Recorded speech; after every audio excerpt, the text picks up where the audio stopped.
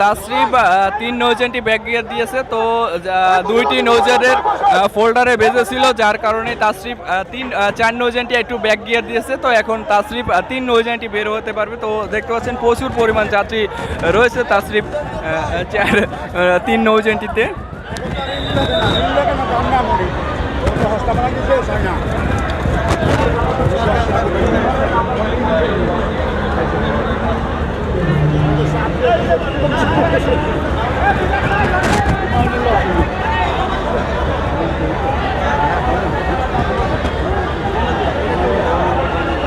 আজকে কিন্তু সদরঘাট লঞ্চ টার্মিনালে ভয়াবহ অবস্থা। আপনারা যারা ঢাকা থেকে বাড়িতে যেতে চান তারা অবশ্যই তাড়াতাড়ি চলে আসবেন, কারণ টাইমের আগেই যাত্রী পরিপূর্ণ হলেই কিন্তু নৌযানগুলো ছেড়ে দিচ্ছে।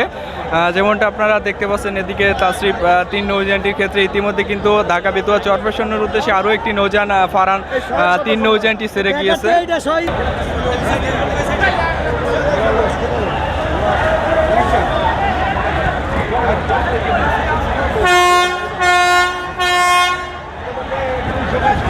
তো দেখতে পাচ্ছেন তাসরিফ 3 নৌযানটি ব্যাক গিয়ার দিয়ে কিন্তু চলে গেছে। পাশাপাশি তাসরিফ 2 নৌযানটি ব্যাক গিয়ার দিয়ে পিছনে যাওয়ার পর তাসরিফ 4 নৌযানটি ব্যাক গিয়ার দিয়ে পিছনে যাওয়ার পর তাসরিফ 3 নৌযানটি ব্যাক গিয়ার দিয়ে বের হতে পারছে।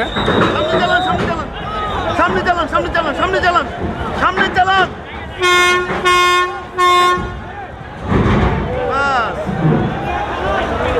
সামনে চালান, সামনে চালান।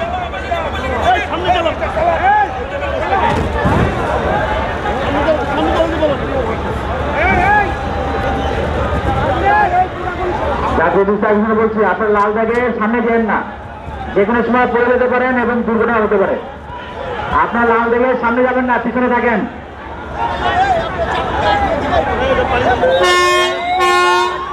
ঘোরার সময় আপনার লাল দাগে সামনে যাবেন না, লাল দাগের পিছনে থাকেন, সামনে যাবেন না, যে কোনো সময় দুর্ঘটনা হতে পারে।